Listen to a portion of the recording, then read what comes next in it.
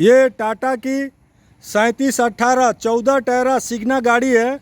इसमें क्यूमिंस का 5.9 इंजन आया है और इस गाड़ी में समस्या ये है कि कोई फॉल्ट कोड नहीं है और साथ में पैरामीटर भी सब सही सही बता रहा है।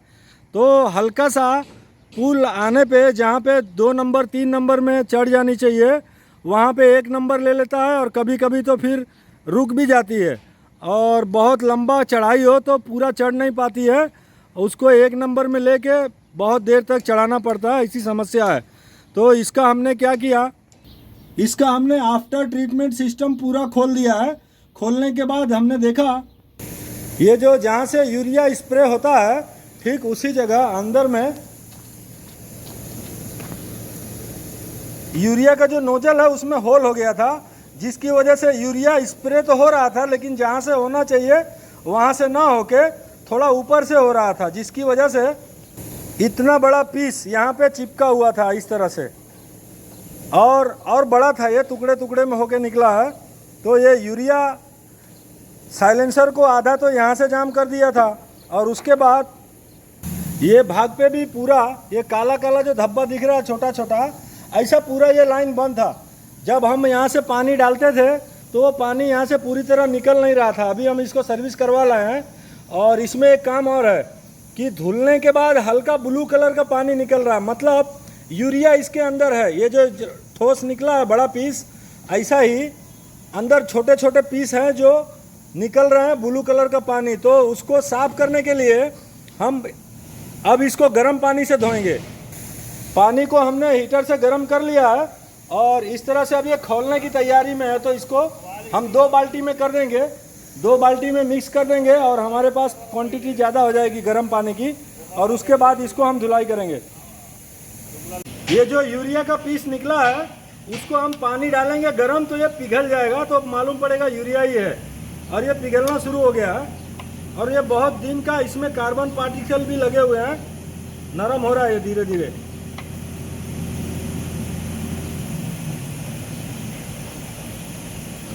ये हम गर्म पानी डाल रहे हैं और यहाँ पे ये जो साफ पानी जा रहा है उसकी जगह यहाँ पे ब्लू कलर का पानी निकल रहा है। ये देखिए हल्का पीला, ये यूरिया है। चारों तरफ डालो ना यार, हाँ इसे घुमा के डालो।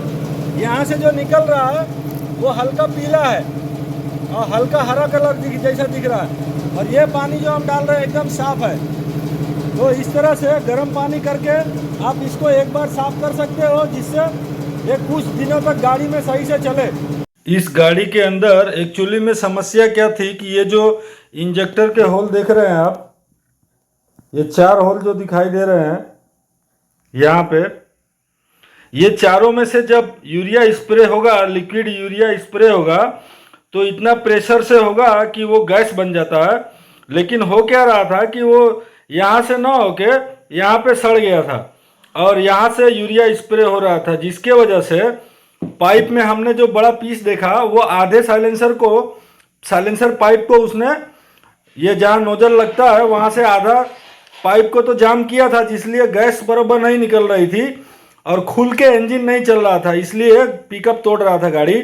और उसके बाद ये जो SCR है ये हमारे पास, हमने बाहर नहीं निकाला है। कभी भी आप SCR को बाहर ना निकाले, सीलिंग रहता है, ये हमारे पास दिखाने के लिए रखा है। और इसमें क्या हो रहा था कि ये जो एंट्री पॉइंट है, जब यहाँ से यूरिया स्प्रे होता है तो गैस फॉर्म में साइलेंसर में मिल के इसमें चला जाता है। ये जो बारीक होल दिख रहे हैं इसमें से यूरिया भी जाता है और साथ साथ में धुआं भी इसी में से पास होता है। तो ये इन होल के ऊपर क्या हो रहा था कि कार्बन की परत लग गई थी। डीजल जलने के बाद जो कार्बन निकलता है कालिख, वो इसके ऊपर लग गई थी और ये भी हल्का चौकअप था, जिसके वजह से फॉल्ट कोड तो नहीं आ रहा था गाड़ी में। ये तकलीफ BS4 गाड़ियों में अगर होती है तो हमें मैनुअली खुद खोल के काट के साफ करना पड़ता है, क्योंकि BS4 में रीजनरेशन का प्रोसेस नहीं है। मतलब DPF फिल्टर, कार्बन को रोकने के लिए DPF फिल्टर नहीं है तो कार्बन भी यहीं आके अटक जाता है। और यही काम इसी तरह का एक थोड़ा सा अलग, हल्का अलग कैटलिस्ट आता है, DPF बोलते हैं, जो BS6 में है, जो उसको समय होने पे या बटन दबाने पे या रिक्वायरमेंट होने पे रीजनरेशन मतलब इसकी सफाई होते रहती है डीपीएफ की। लेकिन ये एससीआर का जो कैटालिस्ट है BS4 में सिर्फ एक ही कैटालिस्ट है, तो धुआं यहीं से होके जाता है, कार्बन पार्टिकल्स मतलब जो कालिक है यहीं आके अटक जाती है। तो अगर 3.5 लाख 4 लाख किलोमीटर गाड़ी का हो जाता है, और हमारे यहाँ एक सिस्टम है कि जब तक समस्या नहीं होगी तब तक हम उसको सर्विस नहीं करेंगे, ऐसा हर काम में होता है। तो इसमें फॉल्ट कोड नहीं आने के कारण पता नहीं चल रहा था कि कहाँ क्या दिक्कत हो सकती है। तो 3.5 से 4 लाख किलोमीटर होने के बाद अगर गाड़ी खुल के नहीं चलती है तो हमें एससीआर का मुंह चेक करना चाहिए। ये एंट्री है, इसको मैं खड़ा कर देता हूँ। ये मैंने इसको खड़ा कर दिया, यहाँ से धुआं होते हुए यहाँ चला जाएगा। साथ साथ में धुएं में यहाँ से जो स्प्रे होता है यूरिया, वो भी यहाँ से घुस के यहाँ निकल जाएगी। यहाँ अगर कार्बन कुछ मात्रा में कालिख जमा हो जाती है तो धुआं भी सही से पास नहीं होता है, जिससे हमारा साइलेंसर बार बार फटने की समस्या आएगी। साथ साथ में अगर साइलेंसर मजबूत है तो गाड़ी दब के चलेगी, फटेगा नहीं, और गैस यहाँ से भी नहीं निकलेगी, तो गाड़ी दब के चलेगी। पुल वगैरह चढ़ाई वगैरह चढ़ने में दिक्कत होगी, तो हमें इस पे भी ध्यान देना चाहिए। इस वीडियो में हम लास्ट में जो हमने सर्विस स्टेशन पे सर्विस करवाया था कैटालिस्ट को, शुरू में जो कालिक थी वो किस तरह से निकालते हैं वो भी ऐड कर देते हैं।